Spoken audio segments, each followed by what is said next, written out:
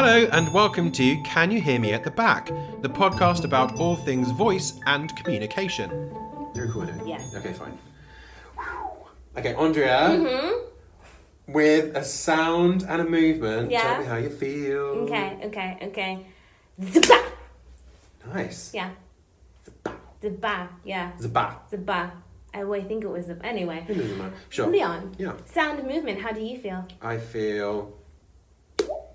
Ooh, that is so cool. And I will never be able to do that. Would it? By the time we've been doing like several of these... I'm gonna go home and practice. Oh, I heard you do it and I was like, I'm doing it, but I wasn't. Yeah. Okay. We'll get there. Yeah. So I'm feeling kind of, damp. It's warm in here. It is warm. And then you said the M word. But I don't want to ostracize the audience. Yeah. I don't want to split the room. You know? I'm so good at that. Just sorry I offended half of you. Oops. At least it's not all of them, because that would really put us in some hot water. True. Hot water. Water.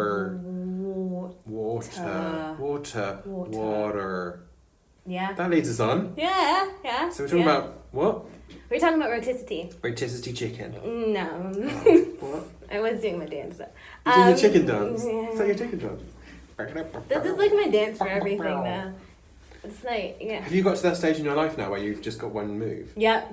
Have you? It's sad. It's I so thought you were sad. younger than that. No. Normally it's like the old man one where I'm just like, and then their shoulders sometimes get involved, but if I'm really feeling it, it's just this. Oh, just like a shoulder. I can't be bothered to think about things. I'm just I like that. I think it's good. I mean, there are certain, apparently especially men, they find themselves with a haircut at a certain age. Yeah. And then they just stick with that haircut for the rest of their lives. Yeah. So you can kind of be you were clearly 15 in the 70s because you've still got a mullet type thing, you know what I mean? Yes, I know exactly what you're talking about. I kind of have completely sidestepped that with the whole follicular challenge of having no hair on the head. Yeah, I was watching old episodes of The Office, like the US version of The Office, and Jim has that early 2000s Bieber, pre-Bieber kind of thing, where it's just all your hair is just in the on front, your face, in your face, and there's a lot of this happening. Head flicking. Yeah, and I was like, do you remember that? And it was kind of sexy because the guy would be and you're like, oh, all that luscious hair. I feel like you were the right sort of age. Yeah, to find that attractive. Yeah. You're probably just like, oh, that's I'm like, stupid. wow, you kids. Jim was one of my big... Anywho, that's so not what rhoticity. Yeah. So rhoticity is when... It's the difference between your accent and mine. One of the differences. One of the major differences. Sure. Yeah.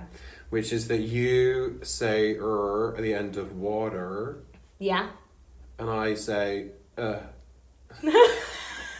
That was just so effortless. It's unstressed, it's a schwa. Water. I saw that meme. It's unstressed. It's good, isn't it? I love that. We need to find that. We'll put it on Twitter or something. Yeah.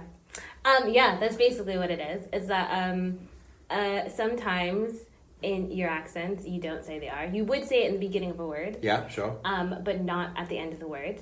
And not in the middle of a word sometimes. Turn. Yeah. Not really. Yeah.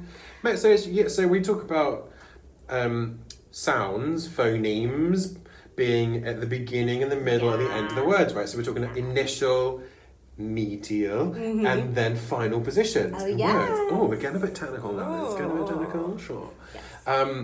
So basically the rule is if you are rhotic, like you sometimes are, we'll come on to that in a minute, you say the R whatever position that might be in. Yeah, that means if it's in the front, like rain. Sure. If it's in the middle, like turn, I guess is the middle. I'm trying to think of one that's in the middle, spontaneously, and I can't. And if it's at the end, like water. I was like, I wonder if you're going to go for something like theater. I could have. Or actor. Ooh. Yeah. No, I'm not thinking about anything else anymore. Just R's. Yeah. Final position R's. Yeah. So the difference between what you do and what I would do is that I would say rain So I would say the R. The R is the rain. same, yeah. I would say turn, where we're not saying an R. There's no, Right. it's not turn. Yeah. Although if I was from the West Country somewhere, maybe Somerset, Yeah, turn. Bristol, turn, Yeah. I might put the R in there. And then water, there's no R in there. Yeah. It's not even water. But if it were, You could, yeah. I would be doing something, again, slightly Yeah. West Country. So there are rhotic accents in the UK. There are, yeah. And then also, not all American accents are rhotic, right? Correct. So 'Cause that's the thing, right? It's- People it's- say... they do, and they teach it that way. They're like, if you want to be American, you gotta pronounce your R's. That's not true, people. Not all of us do that. So you've got your Boston people, right? Who've got a water, right? That like Water. yeah, that water at the end. Get in the car. Yeah, get in the car, park the car, kind of the a thing. car. I'm so sorry for anyone who's from Boston. I'm so sorry. We're not from Boston. We're not She's from- not. I'm My not. sister lives in Boston, well, Cambridge, but she gets really upset when I say that. But Sorry. yeah, we've got your New York, where I hail Where you are from. from. I do hail from that area, right? Where we say water. Well, I say water, but my mother would say water. Water. Yeah, water. What We would love we it. say park? Water. Pot. No, you would say pot. Like so they're quite similar, but the I is different. That's how I always teach it. Oh, so the You've got vowel's different. Yeah, you got higher I in Boston, that park, versus my mother would say park. Park. Yeah, Or. that aw sound. Or. And things like thought Park. and draw, and raw. Raw. I Don't have get it, yourself she's- into that little... I'm having a- She gets all upset and tongue-tied about raw and I raw. have a identity crisis. Or raw. Issues. Yeah. Raw. Or Raw. raw. So the rule for rhoticity, right, Yeah. is that you see an R, Yeah. you say an R. Yeah. Like, that's just the rule. Yeah. That's your phone. Yeah. It sounds like it's dying. Oh, it's my sister. Sorry. Oh, she's heard us. She has. She's heard From us. all the way, now we're like- in trouble. She's all the way from Boston. Boston. I bet you she did that. I bet you that was some kind of weird thing. I'm just gonna like. Some kind of weird thing. I mean, we're still recording, guys. She's still on her phone. I turned on silent. I put turned it on mine off. silent. Mine's recording the video. Yeah. How awkward would it be if that started just buzzing? I mean, it would be hilarious. Yeah. Anyway. So, we're not even going to cut it out. I'm just going to leave it in. Because Aundrea's not going to have that in the future. She's just going to turn it. No, I'm Phone off. not gonna be rude in the future. So, apologies, listeners. Sorry, it's my fault, and I apologize. It's actually my sister's It's fault. actually so Alexis's she should- fault. She should apologize. Seriously? If you wanna get on her, totally about that. What's her Twitter? Her Instagram. What's she on Instagram? I actually don't know. What is her... It is Alexis What is her Fudge, though. Snapchat code? She doesn't do Snapchat. Oh. Yeah, she's an artiste, and she was like, I don't really like technology. That's like a whole thing. Yeah, I don't think that's valid any longer. No, we're just like old spirits. I've recently been exploring what used to be called, until like 2 days ago, Musically. It's now called TikTok. And it's brilliant. I'll show it to you in a minute. Oh, is it like that app where you like? No, I don't know what I'm talking about. Sorry. Okay, You can so continue it's talking. is it the app? It is true. That is an app. It is an app. It's an app where you kind of do like lip syncing to either like music videos or like comedy, and you can duet with other people. So we're totally gonna do it. I've got it on my phone. Yes. On my phone there. Yes. But we'll do it after this. Okay. And we'll just do That- something. And if it's good, we'll put it on the stop hitting the This is microphone. beautiful. Literally every episode, hit the microphone. Appropriate reception is really Yeah, we'll terrible. put some stuff. So- We'll put some stuff on the old. Can you hear me at the back? Instagram. Instagram. Insta. Are you supposed to say Insta now? I don't know. And would you say the R in gram? Instagram, yeah. Instagram. I mean, Not I do as well. Yeah, because it's in the middle. Instagram. You can't really say Instagram. That's a different word. Instagram. What I always say to my Instagram. students who are Glam. struggling and they're like, do I say the R, do I not? I was like, if it changes the word, then you will obviously say the R, right? So if you take out the R, right, and you just have Instagram, right? That's not that's a different word. Gam is different from gram. That's normally what I say. And then they normally do that, and they're like, I don't know if that works all the time. It normally does. Because you wouldn't, like in the beginning of a word, think about it. The reason we have it in the beginning of the word is because if you replace the R in rain with any other consonant, it will change the word. Right? That's why we all keep it, that's why we keep it an sound. Yeah, so I guess like there was a thing, what was I listening to the other day? Fabulous podcast, 20,000 Hertz. Yeah. So it's a fantastic episode. Find it. It's on the podcasty thing, store. 20,000 Hertz. It's a really, really amazing podcast.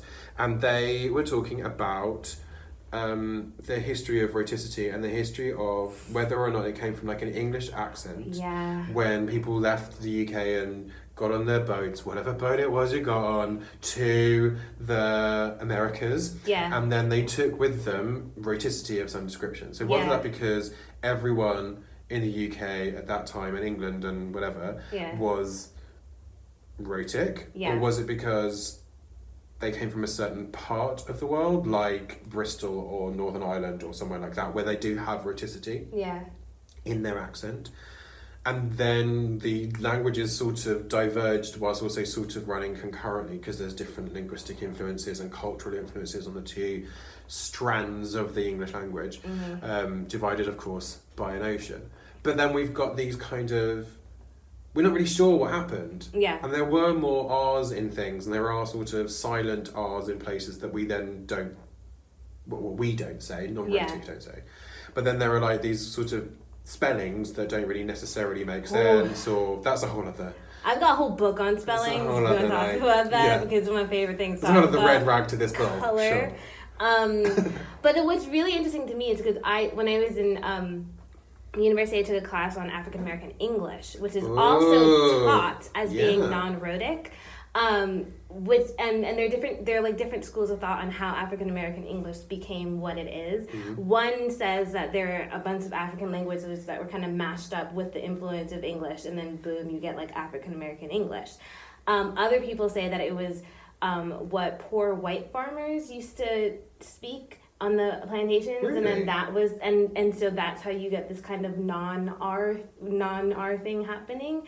So that like I always think that's really interesting because it's interesting what accents became rhotic in America and which ones were less rhotic. And that's how I always talk about it too. It's like and I'm not a hard fast like more or less rhotic. Because they'll always find an exception. I always say that to people because they're always like, well, what about this? And I was like, well, there's an exception to everything, isn't there? Like, but then the thing they were saying on 20,000 Hertz, again, guys, check it out, listen, is that it might have just been a fashion. That like it was rhotic, everybody was rhotic, and then all of a sudden, I don't know, aristocracy rose up, somebody had a really weak R, and therefore was not able to say really, so they said really instead, and then it became like fashionable not to be rhotic anymore, and so then the upper classes became less rhotic, and the lower classes there was more division, or I mean. We don't know. Who knows? We don't have recordings. The bottom line is like we don't know. All we do know is that people who, especially early settlers of America, spoke very, very differently than Americans do now. That's a fact that we do know. But I think if you think about it in terms of reading Shakespearean text, Jacobean, Elizabethan text, whether that's metric or whether that's verse or prose, whichever it is, the use of language, the syntax, the order of the words is different then to how it is now, in the same way that if you think it might have come from a similar sort of place, similar sort of time, that there was then this division, that then actually there are still those differences. Yes.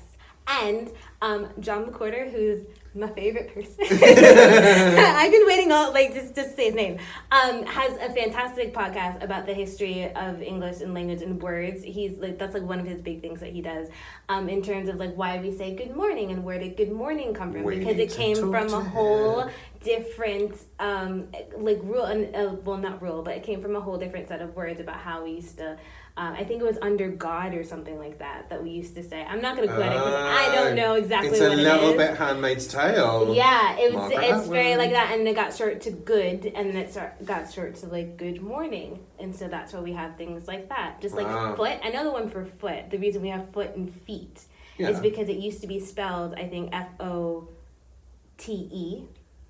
And then as people started becoming more literate, right, which happened over a very long process of time, the E got pushed to before the T because people are like, well, it just looks prettier. Which happens a lot in English spelling. People just do stuff because they're like, no, that looks better. That looks pretty. Or like, that seems more French. Yeah. They're like, oh, that looks really nice. That's true if it's French. We don't like it. And then people stopped, they're like, well, how do I know the plural? Because the plural used to be with the E at the end. Mm-hmm. And then they moved the E to after the T, and they're like, well, that's too close. And so it just became, well, if it's more than one, feet, you just put two E's. And if it's one, two O's. It's a very elaborate story, and he says it a lot better than I do. So, word of that is, let's listen to John McWhorter. Yeah, just listen to John McWhorter because he knows exactly what he's talking about. And also, we'll put his podcast and his details in our show notes. I think it's called Lexicon. Lexicon. Yeah. I like it. Which is words. That's what that means. Words. Word. Yeah. So we started this because of ours. Yeah, we started talking about rhoticity. We've talked very little about our rhoticity, really. Yeah. Except for the fact that we have given you the main cardinal rule of rhoticity, which is C and R, say and R. Yeah. But that doesn't address how many different R's there are, too. Well, we're talking about rhoticity, but not really quality of R. Yeah, those are different. And that's the one thing we should say, which I do know a certain person that will be particularly pleased that we would say this. Okay. Is that there is no such thing as a rhotic R. Yeah. Yes. Okay. Sorry. Do we shout out to Tim Burke? Yes. Because we know that Tim would be like raging about it. Yeah, Elspeth said the same thing. And Elspeth Morris said as well. Yeah. So we just want to... Hi, guys.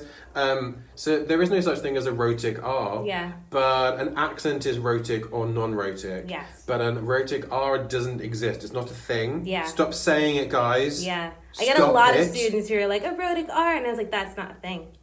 It's not a thing. It's not a thing. But there are different qualities of R. Yeah. So, personal quick anecdote before we finish. Yeah. When I got to drama school, I was told that I had a weak R, which was absolutely true. And what does that mean exactly? So I would say really. Oh, okay. Rather than really. Really. Okay. And I actually now use the wrong type of R. So I just said wrong, and I just got really conscious of moving my lip. So what used to happen was I would say. It's gonna watch your mouth now. So rather than doing. the quality of my R is actually a molar bunched R. Oh my gosh, he did a little quiver. You know, I got all like because he got conscious. a little nervous. So like the quality of my R is a molar bunched R, right? Which is the R that Americans tend to make. Yes. R. Yeah. Yeah. There's also the R that you'd find if you're from Northern Ireland, like Ron the Ragged Rocks, the Ragged Rascal Ran. So it's a kind of bunched up R that sits, the main bunching sits around where your molars are, which is why it's called a molar bunched R. Mm-hmm. The R that we're supposed to create, quality-wise, in received pronunciation, is a post-alveolar R. Really? Round the ragged rocks, the ragged rascal ran. Rather than round the ragged rocks, the ragged rascal ran. So my R, when I was told you've got a weak R, you need to make it more muscular and fix it, I did the wrong one. So for like 15 years, I've been doing molar bunched R's. I should be doing a post-alveolar. Oh, I see. I went too muscular, man. Over the top. Did it too much. Was it hard then to pull it back? I tend not to. I just don't do it. Unless I'm doing something that specifically requests RP. At which point I'm just like, I'm just going to do my R. Because it's easier. I think it's fine. When I teach like general American people, they're always like, what R's do we do? What R's do we do? And I was like, I use both. So like I don't really I tend to switch back and forth between both of them. But does it not change depending on which accent you're actually doing? Yeah, I find if I'm teaching more kind of like a modern Southern that's having like a more contemporary Southern, then I'll do more of a bunched R in the back. Like then I'll teach that one. But I find because what ends up happening is if you teach a bunched smaller R for General American and that's just like what you teach straight off the bat, I find that a lot of my students are just they just start pulling their tongue back for everything. And that's where they want to live because they're like, this is, and you start kind of sound like that. And you're like, I'm going to just do everything like this. And you're like, okay, no, I see what you did and I applaud it. Let's not do that. Congratulations for doing it wrong. For doing it. Thanks, guys. The way that you did it. For making it so much more generous own. than me. I mean, usually that's my internal monologue of like, no, dear, no. And then I say something very kind, and then we sort of move it in a different direction. True. But I think there's a difference between thinking and coaching. I mean, that's a whole nother thing. Yeah. What do I think? I think a lot of things. What do I say? Yeah. Yes. That's a good rule. That's a really good rule. What do I think? But then what do I say? I think that's my realization. Ooh. I think that might have just been your realization, but it was my thought. You can't. This is why you can't say everything that you think out loud. You need to keep some things for yourself. Yeah, I think my realization from this podcast is that I do not, when coaching, say what I think. I kind of knew that. I don't think it's a bad thing. No, but I think there's a difference between what is appropriate to say and what is not appropriate to say. True. And also sometimes it's not productive, is it? Yeah. Yeah, because in what is the burden of communication? Oh, let's not get her started. That'll be another episode. Oh my god, burden of communication. Burden of communication. Really quickly. What's your realization? My realization is that it's just a simple thing, but language is very complicated. Yeah, that's true. I feel like that might be a realization that repeats itself. So we come to like end of all of our podcasts. Aundrea, what did you learn? Like words are just difficult, and they don't know why. Yeah, this is hard to speak sometimes. That's also true. It's complex. But see, you have R's. If we ever get to S's, those are my things. Okay. So we'll have a little thing about my. Let's do S's. Yeah, my S's and lisps and sibilants. What? Yeah. This is a great name. It's great, isn't it? And we'll come to that later. Yeah. Yeah. Are we done? I think we're done. Okay, bye. Okay, love you. Bye.